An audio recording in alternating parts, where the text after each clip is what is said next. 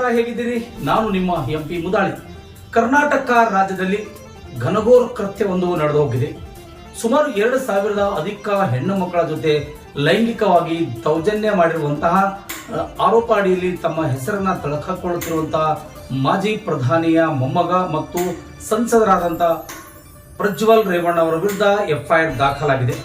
ಒಟ್ಟಾರೆಯಾಗಿ ಹೇಳಬೇಕಾದ್ರೆ ಈ ಒಂದು ಪೆನ್ ಡ್ರೈವ್ ಅಲ್ಲಿ ಇರತಕ್ಕಂತ ಎಲ್ಲ ವಿಡಿಯೋಗಳನ್ನ, ದೃಶ್ಯಗಳನ್ನ ಹಿಡಿದುಕೊಂಡು ಏನು ಕೆಲಸ ಮಾಡ್ತಿರೋ ಗೊತ್ತಿಲ್ಲ, ಆದರೆ ಅಲ್ಲಿ ಕೆಲಸಕ್ಕೆ ಮತ್ತು ಬೇರೆ ಬೇರೆ ಪಕ್ಷಗಳಲ್ಲಿ ಮತ್ತು ಅವರ ಕೆಲಸಕ್ಕಾಗಿ ಬಂದಂತ ಎಲ್ಲ ಮಹಿಳೆಯರನ್ನ ಅವರು ಒಂದು ರೀತಿಯಾಗಿ ಲೈಂಗಿಕ ದೌರ್ಜನ್ಯಕ್ಕೆ ಒಳಗಿಸಿಕೊಂಡು ಅವರಿಂದ ಸುಖ ಪಡೆಯುವಂತಹ ಕೆಲಸ ಮಾಡ್ತಾ ಇದ್ರು ಅಂತಕ್ಕಂಥ ಮಾತು ಅಲ್ಲಿ ಕೇಳಿ ಬರ್ತಾ ಇದೆ. ಒಟ್ಟಾರೆಯಾಗಿ ಹೇಳಬೇಕಾದ್ರೆ ಈ ಒಂದು ಪೆನ್ ಡ್ರೈವ್ ನ ಸುದ್ದಿ ಇಡೀ ರಾಜ್ಯ ಅಲ್ಲ, ದೇಶದಾದ್ಯಂತ ಕೂಡ ಪೆನ್ ಡ್ರೈವ್ ಹೆಸರು ಕೇಳಿ ಬರ್ತಾ ಇದೆ. ಅಂತ ಈ ಒಂದು ಪೆನ್ ಡ್ರೈವ್ ಇರ್ತಕ್ಕಂಥ ವಿಶೇಷವಾದರೂ ಏನು ಅನ್ನೋದನ್ನ ನಾವು ಆಲೋಚನೆ ಮಾಡಿದ್ರೆ ನಿಜಕ್ಕೂ ನಮಗೆ ಹೇಸಿಗೆ ಬರ್ತಾ ಇದೆ.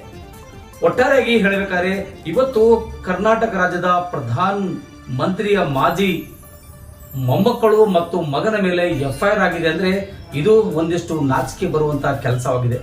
ಬಂಧುಗಳೇ, ಆರೋಪಿ ಅವರು ಯಾರೇ ಆಗಿರ್ಲಿ, ಏನೇ ಆಗಿರ್ಲಿ, ಒಬ್ಬ ಹೆಣ್ಣು ಮಕ್ಕಳಿಗೆ ಈ ರೀತಿಯಾಗಿ ಹಿಂಸೆ ಮಟ್ಟು ಅವರಿಂದ ಸುಖ ಪಡೆಯುವಂತಹ ಕೆಲಸ ಮಾಡ್ಕೊಂಡಿದ್ದಾನೆ ಅಂದ್ರೆ ಅವನಂತ ನಾಲ್ಕಿರಬೇಕು. ಅದು ಯಾರೇ ಆಗಿರ್ಲಿ ಅವರನ್ನ ಕೂಡಲೇ ಬಂಧಿಸಬೇಕು. ಕಾನೂನಿನಲ್ಲಿ ರಕ್ಷಿಸದೆ ಯಾವುದೇ ಕಾರಣಕ್ಕೂ ರಕ್ಷಿಸಬಾರದು ಎಂಬ ಕೂಗು ಕೂಡ ಕೇಳಿ ಬರ್ತಾ ಇದೆ. ಒಟ್ಟಾರೆಯಾಗಿ ಹೇಳಬೇಕಾದ್ರೆ ಪ್ರಜ್ವಲ್ ರೇವಣ್ಣ ಅವರಿಗೆ ಲೇಪಿಸುವಂತ ಈ ಒಂದು ಪ್ರಕರಣಗಳನ್ನ ಬೆಳಕಿಗೆ ಬರ್ತಾ ಇದೆ. ಅದಾದ ನಂತರದಲ್ಲಿ ಪ್ರಜ್ವಲ್ ರೇವಣ್ಣ ಹೆಸರು ಕೂಡ ಅಲ್ಲಿ ಪ್ರಮುಖವಾಗಿ ಕಾಣಿಸ್ತಾ ಇದೆ. ಹೀಗಾಗಿ ರೇವಣ್ಣ ಮತ್ತು ಪ್ರಜ್ವಲ್ ರೇವಣ್ಣ ವಿರುದ್ಧ FIR ಕೂಡ ದಾಖಲಾಗಿದೆ ಮತ್ತು ಅವರ ವಿರುದ್ಧ ಒಂದು ಪ್ರಕರಣ ದಾಖಲಾಗಿರೋ ಬಗ್ಗೆ ಒಂದು ಬ್ರೇಕಿಂಗ್ ಸುದ್ದಿ ಬರ್ತಾ ಇದೆ. ಬನ್ನಿ ನೋಡ್ಕೊಂಡು ಬರೋಣ. ಮಗ ಪ್ರಜ್ವಲ್ ಬಳಿಕ ಅಪ್ಪ ರೇವಣ್ಣ ವಿರುದ್ಧವೂ FIR ದಾಖಲಾಗಿದೆ. ಅಪ್ಪ ಮಗನ ವಿರುದ್ಧ ಲೈಂಗಿಕ ಕಿರುಕುಳದ ಬಗ್ಗೆ ದೂರು ದಾಖಲಾಗಿದೆ. ST ರೇವಣ್ಣರ ಕೆಲಸದ ಆಕೆಯಿಂದ ದೂರು ನೀಡಲಾಗಿದೆ. ಹೊಳೆನರಸೀಪುರದ ಠಾಣೆಯಲ್ಲಿ FIR ದಾಖಲಾಗಿದೆ. ಭವಾನಿ ಇಲ್ಲದಿದ್ದ ಸಮಯದಲ್ಲಿ ಲೈಂಗಿಕ ಕಿರುಕುಳ, ಇವೆಲ್ಲವೂ ಕೂಡ FIR ನಲ್ಲಿ ಮೆನ್ಷನ್ ಆಗಿರುವಂತಹ ಅಂಶಗಳು. ರೇವಣ್ಣ ಹಿಂದಿನಿಂದ ಬಂದು ಚಿಗುಟುತ್ತಿದ್ರು, ಮೈ ಮುಟ್ಟುತ್ತಾ ಹೊಟ್ಟೆ ಭಾಗದಲ್ಲಿ ಚಿಗುಟ್ತಾ ಇದ್ರು. ನನ್ನ ಮಗಳ ಜೊತೆಗೂ ಅಸಭ್ಯ ವರ್ತನೆ ತೋರಿದ್ದಾರೆ. ವಿಡಿಯೋ ಕಾಲ್ ಮಾಡಿ ಅಸಭ್ಯವಾಗಿ ವರ್ತಿಸಿದ್ದಾರೆ. SD ರೇವಣ್ಣರ ಕೆಲಸದಾಕೆಯಿಂದ ಈ ದೂರು ದಾಖಲಾಗಿದೆ. ಒಂದು ಪ್ರಜ್ವಲ್ ಮೇಲೆ ದಾಖಲಾಗಿರುವಂತಹ FIR, ಅದಾದ ನಂತರ ರೇವಣ್ಣ ವಿರುದ್ಧವೂ ಕೂಡ FIR ದಾಖಲಾಗ್ತಾ ಇದೆ. ಇಬ್ಬರ ಮೇಲೂ ಕೂಡ ಲೈಂಗಿಕ ಕಿರುಕುಳದ ಮೇಲೆ ದೂರು ದಾಖಲಾಗಿದೆ. ಹಾಸನ ಅಶ್ಲೀಲ ವಿಡಿಯೋ ಪ್ರಕರಣದ ತನಿಖೆಗಾಗಿ ರಾಜ್ಯ ಸರ್ಕಾರ SIT ರಚನೆ ಮಾಡಿದೆ. ಇದರ ಬೆನ್ನಲ್ಲೇ ಲೈಂಗಿಕ ದೌರ್ಜನ್ಯ ಎಸಗಿದ್ದಾರೆ ಅಂತ ಆರೋಪ ಮಾಡಿರೋ ಮಹಿಳೆಯೊಬ್ಬರು ಕೊಟ್ಟಿರೋ ದೂರಿನ ಮೇರೆಗೆ ಹೊಳೆನರಸೀಪುರ ಟೌನ್ ಪೊಲೀಸ್ ಠಾಣೆಯಲ್ಲಿ ಹಾಸನ ಸಂಸದ ಪ್ರಜ್ವಲ್ ರೇವಣ್ಣ ಹಾಗೂ ಮಾಜಿ ಸಚಿವ HD ರೇವಣ್ಣ ಅವರ ವಿರುದ್ಧ FIR ದಾಖಲಿಸಿದ್ದಾರೆ. ಲೈಂಗಿಕ ದೌರ್ಜನ್ಯ ಮಾಡಿದ್ದಾರೆ ಅಂತ ಆರೋಪಿಸಿ ತಂದೆ ಮಗ ಇಬ್ಬರ ಮೇಲೂ ಮನೆ ಕೆಲಸದಾಕೆ ದೂರನ್ನ ಕೊಟ್ಟಿದ್ದಾರೆ. ಅವರು ಕೊಟ್ಟಿರೋ ದೂರಲ್ಲಿ ಏನಿದೆ ಗೊತ್ತಾ? 47 ವರ್ಷದ ಮಹಿಳೆ ಕೊಟ್ಟಂತ ದೂರಿನ ಅನ್ವಯ ಹೊಳೆನರಸೀಪುರ ಟೌನ್ ಠಾಣೆಯಲ್ಲಿ FIR ದಾಖಲಾಗಿದೆ. ದೂರುದಾರಿಗೆ ಭವಾನಿ ರೇವಣ್ಣ ಸೋದರತ್ತೆ ಮಗಳು. HD ರೇವಣ್ಣ ಶಾಸಕರಾಗಿದ್ದಾಗ ನಾಗಲಾಪುರ ಹಾಲಿನ ಡೇರಿಯಲ್ಲಿ ಕೆಲಸ ಕೊಡಿಸಿದ್ರು. ನಂತರ BCM ಹಾಸ್ಟೆಲ್ನಲ್ಲಿ ಅಡುಗೆ ಕೆಲಸ ಕೊಡಿಸಿದ್ರು. 2015ರಲ್ಲಿ ರೇವಣ್ಣ ಅವರ ಮನೆಯಲ್ಲೇ ಕೆಲಸಕ್ಕೆ ಸೇರ್ಕೊಂಡಿದ್ರು. ಒಟ್ಟು 6 ಹೆಣ್ಣು ಮಕ್ಕಳು ಮನೆಯಲ್ಲಿ ಕೆಲಸ ಮಾಡ್ತಾ ಇದ್ರು. ಕೆಲಸಕ್ಕೆ ಸೇರಿಕೊಂಡ 4 ತಿಂಗಳಿಗೆ ಕೊಠಡಿಗೆ ಬರುವಂತೆ ರೇವಣ್ಣ ಆಹ್ವಾನಿಸಿದ್ರು. ಭವಾನಿ ರೇವಣ್ಣ ಮನೆಯಲ್ಲಿ ಇಲ್ಲದೆ ಇದ್ದಾಗ HD ರೇವಣ್ಣ ನನ್ನ ಮೇಲೆ ಲೈಂಗಿಕ ದೌರ್ಜನ್ಯ ಎಸಗಿದ್ದಾರೆ. ಸ್ಟೋರ್ ರೂಮ್ನಲ್ಲಿ ಹಣ್ಣು ಕೊಡೋ ನೆಪದಲ್ಲಿ ಕೈ ಹಿಡಿದು ಎಳೆದಾಡಿದ್ರು. ಅದೇ ರೀತಿ ಅಡುಗೆ ಮನೆಯಲ್ಲಿದ್ದಾಗ ಪ್ರಜ್ವಲ್ ರೇವಣ್ಣ ಹಿಂಬದಿಯಿಂದ ಬಂದು ಮೈ ಮುಟ್ಟಿ ಹೊಟ್ಟೆಗೆ ಚಿವುಡ್ತಾ ಇದ್ರು. ಜೊತೆಗೆ ಎಣ್ಣೆ ಹಚ್ಚೋದಕ್ಕೆ ಪದೇ ಪದೇ ಕರೆದು ಲೈಂಗಿಕ ದೌರ್ಜನ್ಯ ಎಸಗ್ತಾ ಇದ್ರು. ಮನೆಯಲ್ಲಿದ್ದಾಗ ವಿಡಿಯೋ ಕಾಲ್ ಮಾಡಿ ನನ್ನ ಮಗಳ ಜೊತೆ ಅಸಭ್ಯವಾಗಿ ಮಾತನಾಡ್ತಾ ಇದ್ರು. ಇದಕ್ಕೆ ಮಗಳು ಹೆದರ್ಕೊಂಡು ನಂಬರ್ ಬ್ಲಾಕ್ ಕೂಡ ಮಾಡಿದ್ಲು. ಇದರಿಂದ ಮನೆ ಕೆಲಸ ಬಿಟ್ಟು ಹೊರಗಡೆ ಬಂದಿದ್ದಾಗಿ ದೂರಿನಲ್ಲಿ ತಿಳಿಸಿದ್ದಾರೆ. ಈಗ ಕೆಲವು ವಿಡಿಯೋಗಳು ವೈರಲ್ ಆಗ್ತಾ ಇದ್ದು ನನ್ನ ಗಂಡ ಶೀಲ ಶಂಕಿಸ್ತಾ ಇದ್ದಾನೆ.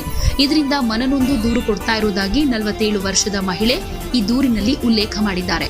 ಸದ್ಯ ಮಹಿಳೆ ದೂರಿನ ಅನ್ವಯ ಪ್ರಜ್ವಲ್ ರೇವಣ್ಣ ಹಾಗೂ HD ರೇವಣ್ಣ ಇಬ್ಬರ ಮೇಲೂ FIR ದಾಖಲಾಗಿದೆ. ಹಾಸನ ಅಶ್ಲೀಲ ವಿಡಿಯೋ ಪ್ರಕರಣದಲ್ಲಿ ಕೊನೆಗೂ ಮಹಿಳಾ ಆಯೋಗಕ್ಕೆ ಸಂತ್ರಸ್ತೆಯಿಂದ ದೂರು ಬಂದಿದೆ ಅಂತ ರಾಜ್ಯ ಮಹಿಳಾ ಆಯೋಗದ ಅಧ್ಯಕ್ಷೆ ನಾಗಲಕ್ಷ್ಮಿ ಚೌಧರಿ ತಿಳಿಸಿದ್ದಾರೆ.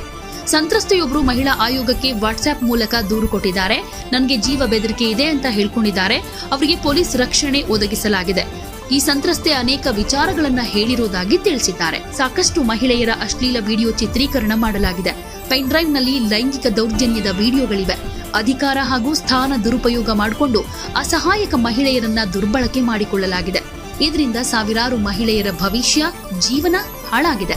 ಇಂತಹ ಘಟನೆ ಮತ್ತೆ ಎಲ್ಲೂ ಮರುಕಳಿಸಬಾರದು.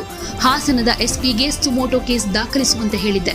ಆದರೆ ಕೇಸ್ ದಾಖಲಿಸಿಕೊಂಡಿಲ್ಲ ಅಂತ ರಾಜ್ಯ ಮಹಿಳಾ ಆಯೋಗದ ಅಧ್ಯಕ್ಷೆ ನಾಗಲಕ್ಷ್ಮಿ ಚೌಧರಿ ಮಾಹಿತಿ ಕೊಟ್ಟಿದ್ದಾರೆ. ಹಾಗೇನೆ ಈ ವಿಡಿಯೋ ನೋಡಿದ್ರೆ ನೊಂದ ಮಹಿಳೆಯರ ಬಗ್ಗೆ ಕನಿಕರ ಮೂಡುತ್ತೆ.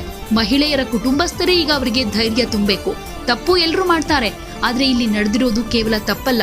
ಆರೋಪಿಯಾಗಿರೋ ಪ್ರಭಾವಿ ರಾಜಕಾರಣಿಯನ್ನ ರಕ್ಷಣೆ ಮಾಡೋ ಕೆಲಸ ಸಹಜವಾಗಿ ಆಗ್ತಾ ಇದೆ ಅಂತಾನೂ ಆರೋಪ ಮಾಡಿದ್ದಾರೆ. ನಿಜಕ್ಕೂ ಇದೊಂದು ನಾಚಿಕೆಗೇಡಿನ ಸಂಗತಿಯಾಗಿದೆ ಅಂತಕ್ಕಂಥ ಮಾತನ್ನ ಇಲ್ಲಿ ಹೇಳಲೇಬೇಕಾಗಿದೆ.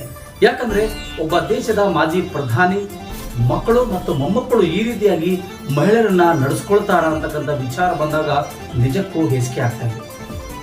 ಸುಮಾರು 2875ಕ್ಕೂ ಅಧಿಕ ವಿಡಿಯೋಗಳನ್ನ ಅವರ ಜೊತೆ ಇವನು ರಾಸಲೀಲೆಯಲ್ಲಿ ತೊಡಗಿದ್ದಾನೆ ಅಂತಕ್ಕಂಥ ಮಾತು ಕೇಳಿದ್ರೆ ಅವನಂತ ತುಗಲಕ್ಕಾಗಿರ್ಬೇಕು, ಅವನಂತ ಬಲಿಷ್ಠಾಯಿ ಆಗಿರ್ಬೇಕು, ಅವನಂತ ಸಬ್ಬಲ್ ಬರಿದಾಗಿರ್ಬೇಕು ಅನ್ನೋ ನಾ ಇಲ್ಲಿ ವಿಚಾರ ಮಾಡಬೇಕಾಗಿದೆ. ಬಂಧುಗಳೇ, ಒಂದು ಕಾಲದಲ್ಲಿ ನಮ್ಮ ಈ ಹೈದರಾಬಾದ್ ಕರ್ನಾಟಕದಲ್ಲಿ ಆಳ್ವಿಕೆ ಮಾಡಿದಂತಹ ಸಬ್ಬಲ್ ಬರಿದ್ ಅಂತಕ್ಕಂಥ ಒಬ್ಬ ಮನುಷ್ಯ ಆ ಕಾಲಘಟ್ಟದಲ್ಲಿ ಸುಮಾರು 185ಕ್ಕೂ ಅಧಿಕ ಹೆಂಡತಿಯನ್ನು ಹೊಂದಿರತಕ್ಕಂಥ ವ್ಯಕ್ತಿ ಬಗ್ಗೆ ಕೇಳಿದ್ವಿ. ಆದರೆ ಇಲ್ಲಿ 2700 ಚಿಲ್ಲರೆ ಹೆಣ್ಣು ಮಕ್ಕಳ ಜೊತೆ ಲೈಂಗಿಕವಾಗಿ ರಾಸಲೀಲೆಯಲ್ಲಿ ತೊಡಗಿರುವಂತ ಈ ಮಹಾನ್ ಪುರುಷ ಇವನಿಗೆ ಯಾರಿಂದ ಹೊಡಿಬೇಕು ಅರ್ಥ ಆಗ್ತಾ ಇಲ್ಲ. ಒಟ್ಟಾರೆ ಹೇಳಬೇಕಾದ್ರೆ ಈ ರೀತಿ ಕೃತ್ಯ ಮಾಡಿದಂತ ಯಾರೇ ಆಗಿರಲಿ, ಇವತ್ತು ಕರ್ನಾಟಕದ ಮಾನ 3 ಬಟ್ಟೆಗೆ ಹಾಸಿಬಿಟ್ಟಿದ್ದಾರೆ. ಅಲ್ಲೋ ಇಲ್ಲೋ ಕುಮಾರಣ್ಣ ಒಂದಿಷ್ಟು ಮಾನ ಮರ್ಯಾದೆ ಉಳಿಸ್ಕೊಂಡು ತನ್ನದೇ ಆದ ರೀತಿಯಲ್ಲಿ ಬದುಕು ಕಟ್ಕೊಳ್ಳುತ್ತಾ ಹೋದ್ರೆ ಇವತ್ತು ಇಡೀ ತಮ್ಮ ದೇವೇಗೌಡರ ಮೊಮ್ಮಗ, ಮಾಜಿ ಪ್ರಧಾನಿ ಮೊಮ್ಮಗ HD ರೇವಣ್ಣ ಅವರ ಮಗ ಮತ್ತು ಸಂಸದರಾಗಿರ್ತಕ್ಕಂಥ ಪ್ರಜ್ವಲ್ ರೇವಣ್ಣ ಈ ರೀತಿಯಾಗಿ ಮಾಡಿದಂದ್ರೆ ನಿಜಕ್ಕೂ ಹಾಸನಾಂಬೆ ಅವರನ್ನ ಕ್ಷಮಿಸಲಾರಳು. ಯಾಕಂದ್ರೆ ಒಬ್ಬ ಹೆಣ್ಣು ಮಕ್ಕಳಿಗೆ ಈ ರೀತಿಯಾಗಿ ಹಿಂಸೆ ಪಡ್ತಾರಂದ್ರೆ ನಿಜಕ್ಕೂ ನಮ್ಗೆ ಅಸಹ್ಯವಾಗ್ತಾ ಇದೆ. ಕೆಲವೊಂದು ರೀತಿಯಲ್ಲಿ ಆ ದೃಶ್ಯಗಳನ್ನು ಕೂಡ ನೋಡಿದ್ರೆ ಬಂಧುಗಳು ಹೀಗೆ ಅನಿಸ್ತಾ ಇದೆ, 60 ವಯಸ್ಸಿನ ಆಸ್ಪಾಸ್ ಇರತಕ್ಕಂಥ ಒಬ್ಬ ತಮ್ಮ ಮನೆಯಲ್ಲಿ ಅಡಿಗೆ ಮಾಡ್ತಕ್ಕಂಥ ಸಂಬಂಧಿಕರಿಗೆ ಅವರು ಈ ರೀತಿಯಾಗಿ ಮೈ ಮುಟ್ಟೋದು, ಕೈ ಮುಟ್ಟೋದು ಹಾಗೂ ಇನ್ನಿತರ ಚಟುವಟಿಕೆಗಳಲ್ಲಿ ತೊಡಗಿಸಿಕೊಂಡಾಗ ಬಿಡಿ, ನಾನು ನಿಮ್ಮ ತಂದೆ ಮಗಳು ಸಮಾನ, ತಾಯಿ ಸಮಾನ ಕೂಡ ಅವನು ಬಿಡಲಿಲ್ಲ ಅಂತೆ. ನಿಜಕ್ಕೂ ಇದು ಒಂದು ನಾಚಿಕೆಗೇಡಿನ ಸಂಗತಿಯಾಗಿದೆ. ಒಬ್ಬ ದೇಶದ ಮಾಜಿ ಪ್ರಧಾನಿ ಮೊಮ್ಮಕ್ಕಳು ಮಾಡ್ತಕ್ಕಂಥ ಕೆಲಸನ ಅಂತಕ್ಕಂಥ ವಿಚಾರ ನಮ್ಗೆ ಹೇಳ್ಕೊಳ್ಳೋಕ್ಕೂ ಆಗ್ತಾ ಇಲ್ಲ. ಅಂತ ಪರಿಸ್ಥಿತಿಯಲ್ಲಿ ಇವತ್ತು ನಾವು ಬಂದೊದಗಿದ್ದೀವಿ. ಆದರೆ ಯಾರೇ ಇರಲಿ, ಏನೇ ಇರಲಿ, ಇವರಿಗೆ ತಕ್ಕ ಪಾಠ ಕಲಿಸಲೇಬೇಕು ಮತ್ತು ಇವರಿಗೆ ಕಾನೂನಡಿಯಲ್ಲಿ ಒಳಪಡಿಸಿದಾಗ ಇನ್ನಷ್ಟು ವಂಶಗಳು ಹೊರಬರುತ್ತವೆ ಅಂತಕ್ಕಂಥ ಮಾತು ಕೂಡ ಅಲ್ಲಲ್ಲಿ ಹಾಸನದಲ್ಲಿ ಗುಸುಗುಸು ಕೇಳಿ ಬರ್ತಾರೆ. ಬಂಧುಗಳೇ, ಅದು ಯಾರೇ ಆಗಿರಲಿ, ಏನೇ ಆಗಿರಲಿ, ಪ್ರಜ್ವಲ್ ರೇವಣ್ಣ ಮಾಡಿರ್ತಕ್ಕಂಥ ಘನಂದಾರಿ ಕೆಲಸಕ್ಕೆ ಇಡೀ ಹಾಸನ ಜಿಲ್ಲೆ ಇತಿಹಾಸ ಪುಟಗಳನ್ನ ಬರೆದಿಡಬೇಕಂತ ಪರಿಸ್ಥಿತಿ ಎದುರಾಗಿದೆ. ಯಾಕಂದ್ರೆ ಕರ್ನಾಟಕದಲ್ಲಿ ಹಾಸನ ಎಂಬುದು ಬರೀ ಒಬ್ಬ ದೇವೇಗೌಡರ ಒಂದು ಊರು ಅಂತಕ್ಕಂಥ ಮಾತಾಗಿತ್ತು. ಅವತ್ತು ಕರ್ನಾಟಕದ ಏಕೈಕ ಪ್ರಧಾನಮಂತ್ರಿ ದೇವೇಗೌಡರಂತ ಹೆಸರು ಹೆಗ್ಗಳಿಕೆಗೆ ಹೆಸರುವಾಸಿಯಾಗಿತ್ತು.